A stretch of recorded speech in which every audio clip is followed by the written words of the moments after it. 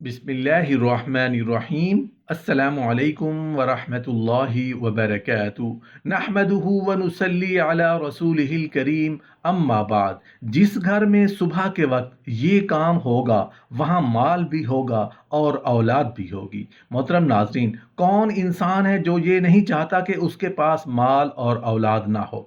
हर इंसान की सबसे बड़ी ख्वाहिश ही यही है कि उसके पास माल भी हो और औलाद भी हो। जिस तरह सांस लेना, पानी पीना, खाना खाना इंसान की फितरत और सरिश्त में रख दिया गया है, इसी तरह शादी करना, हम बिस्तरी करना और उस हम बिस्तरी के बदले औलाद की चाहत होना अल्लाह पाक ने इंसान की सरिश्त में रख दिया है। शादी हो जाए, बच्चे ना हों तो घर सूना सूना सा लगता है। शादीशुदा औरत की सबसे बड़ी यही ख्वाहिश होती है कि शादी के बाद उसकी औलाद हो ताकि वो माँ कहलाने लगे और शौहर की नज़रों में मेरा वकार बढ़े। औलाद ना हो तो शादीशुदा औरतों के दिलों में 101 वसवसे आते हैं कि कहीं उनके शौहर औलाद की चाहत में किसी दूसरी औरत से शादी ना कर लें। जब औलाद हो जाती है तो औरत का पलड़ा भारी हो जाता है, वो मजबूत हो जाती है। जिन शादीशुदा जोड़ों की औलाद नहीं होती, उसका दर्द कोई उनसे पूछे कि वो किस एहसास के साथ जिंदगी जिंदा रहते हैं, कि एक एहसास महरूमी हर वक्त उनको खाए जाता है और उस पर मजीद ये कि लोगों की बातें भी सुनना पड़ती हैं। ऐसे जोड़े बेचारे डॉक्टरी इलाज करवाते हैं, जो भी आसरा मिले उसका सहारा लेकर औलाद मांगते हैं, लेकिन दामन उम्मीद खाली रहता है। ऐसे तमाम जोड़ों के लिए आज हम एक कुरान पाक से इंतहाई मुजर्रब और आजमूदा वजीफ़ा लेकर आए हैं। इस वजीफे को यकीन के साथ करें तो इंशाअल्लाह आपको दर दर पर ठोकरें नहीं खाना पड़ेंगी। मोहतरम नाजरीन, हम न सिर्फ बे औलाद हजरात के लिए वजीफ़ा लेकर हाजिर हुए हैं, बल्कि उन हजरात के लिए भी वजीफ़ा बताएंगे जो कि औलाद नरीना के ख्वाहिशमंद हैं। वजीफे के हवाले से मुकम्मल तफसील जानने के लिए वीडियो को आखिर तक लाजमी देखिएगा। मोहतरम नाजरीन, औलाद अल्लाह ताला की एक अजीम नेमत भी है और रहमत भी है, लेकिन अगर कोई शादीशुदा जोड़ा उससे महरूम रहे या उसके यहाँ जल्दी औलाद ना हो रही हो, बीवी को ही अपनी अज़दवाजी ज़िंदगी ख़तरे में नज़र आने लगती है, क्योंकि हमारा मुआशरा उनके लिए तरह तरह की बातें बनाता है। ख़वातीन को तानों का निशाना बनाया जाता है और उनका जीना दो भर कर हो जाता है, और मियाँ बीवी बेचारे औलाद के हसूल के लिए मुख्तलिफ तरीके अख्तियार करते हैं, लाखों रुपए खर्च करते हैं, कभी तावीज़ गुंडू वालों के पास, कभी डॉक्टर्स और हकीमों के पास। कश्मकश में बाज़ औक़ात ये जोड़े गैर शरई और नाजायज़ तरीक़ों की जानिब मुतवज्जे होने लगते हैं और अपना ईमान ख़राब करने लगते हैं। अल्लाह ताला कुरान मजीद में इरशाद फरमाता है कि आसमानों की और ज़मीन की सल्तनत अल्लाह ही के लिए है। वो जो चाहता है पैदा करता है, जिसको चाहता है बेटियां देता है, जिसे चाहे बेटे देता है या उन्हें जमा कर देता है, बेटे भी और बेटियां भी, और जिसे चाहे बांझ कर देता है। वो बड़े इल्म वाला और कामिल कुदरत वाला है।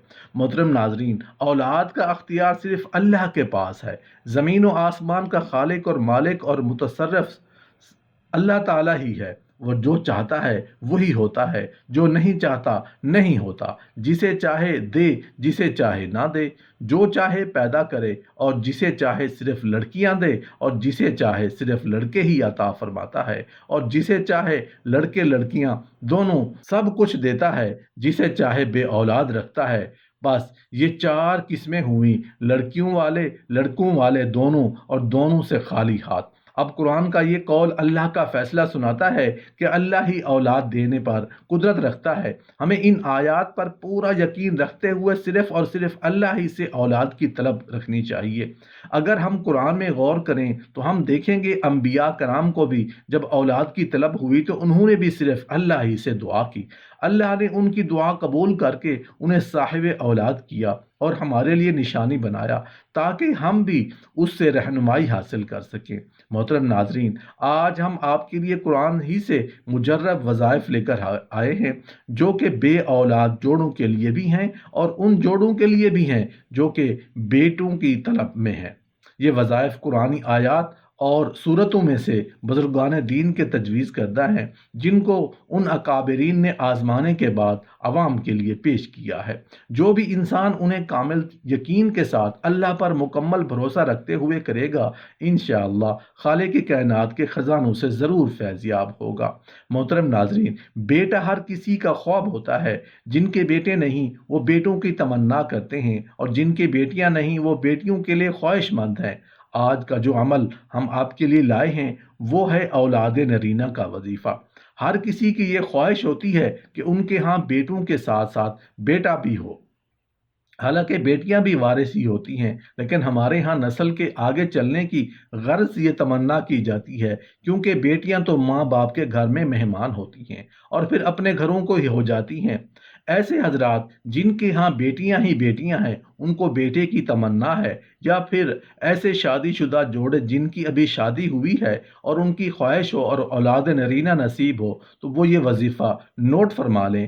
یہ انتہائی مجرب وظیفہ ہے جو کہ قرآنی وظیفہ ہے، یعنی قرآن پاک کی ایک سورت کا حصہ ہے، اور یہ وظیفہ سورہ فجر کا۔ اس وظیفہ کا طریقہ یہ ہے کہ آپ نے ایسی جگہ کا انتخاب کرنا ہے جہاں بالکل خاموشی ہو، اور اس دوران آپ سے کوئی بات نہ کرے۔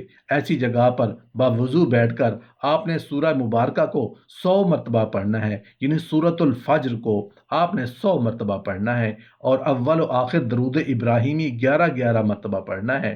اور عمل کو پورا کرنے کے بعد اپنے مقصد کے حصول کے لیے اللہ سے دعا مانگیں۔ انشاءاللہ ایک ہی نشست میں اللہ آپ کی دعا قبول فرما کر آپ کی مراد پوری فرمائیں گے، اور آپ کو اولاد نرینہ نصیب ہوگی۔ اور اگر ہر بار یہ عمل کریں گے تو انشاءاللہ آپ کو مایوسی نہیں ہوگی۔ جن بزرگان دین کی طرف سے یہ وظیفہ پیش کیا گیا ہے، ان کا کہنا ہے کہ انشاءاللہ ایک ہی نشست میں آپ کو فائدہ ہو جائے گا، اور ان کی یہ بھی تجویز ہے کہ اگر آپ کے لیے ممکن ہو تو اس عمل کو مسلسل 40 دن تک کریں۔ آپ اس عمل کے نتائج دیکھ کر انشاءاللہ ہمارے لیے ضرور دعا کریں گے۔ اللہ سے دعا ہے کہ اللہ پاک سب کی جائز حاجات پوری فرمائے۔ محترم ناظرین، ہم ان حضرات کے لیے بھی وظیفہ بتائے دیتے ہیں جو کہ اولاد کی نعمت سے محروم ہیں اور ان کو ہر طرف سے مایوسی کا سامنا کرنا پڑا ہے، اور ان حضرات و خواتین کے لیے یہ عمل پیش خدمت ہے کے لیے اس معجزاتی عمل کو نوٹ فرمائیں۔ سورہ علق کی پہلی 2 آیات، سورہ مومن کی پہلی آیت، اور سورہ یوسف کی پہلی 2 آیات، یہ سب آیات ملا کر 100 مرتبہ پڑھنی ہیں، اور اول و آخر درود ابراہیمی 11 مرتبہ پڑھنا ہے۔ یہ عمل مکمل کرنے کے بعد بغیر کسی سے بات کیے ہوئے 1 گلاس پانی پر دم کریں، اور اس پانی میں سے آدھا خود پئیں اور اپنے خاوند کو پلائیں، اور یاد رہے کہ یہ عمل صرف خواتین کے لیے ہے، یعنی اس عمل کو خواتین ہی نے کرنا ہے، اور اس عمل کی مدت 4 مہینے ہے، جس میں پاکی کے دنوں میں مسلسل بلا ناغہ اس عمل کو کرنا ہے۔ اور کتابوں میں آتا ہے کہ اس عمل کو مکمل کرنے سے پہلے ہی انشاءاللہ آپ کو اولاد کی امید ہو جائے گی، اسقاط حمل سے بھی حفاظت رہے گی، اور آپ کی ہر قسم کی جسمانی اور روحانی رکاوٹ دور ہو جائے گی۔ اور جب حمل کی امید ظاہر ہو جائے تو اگلے 4 ماہ تک اس عورت نے سورہ یوسف کو روزانہ 1 بار پڑھنا ہوگا، اور یہ حمل کی حفاظت کے لیے عمل ہے۔ اس سورت کو روزانہ پڑھ کر پانی پر دم کر کے پی لیں، انشاءاللہ حمل کی حفاظت رہے گی۔ اللہ پاک صحیح سلامت اور صحت مند بچہ یا بچی عطا فرمائے گا۔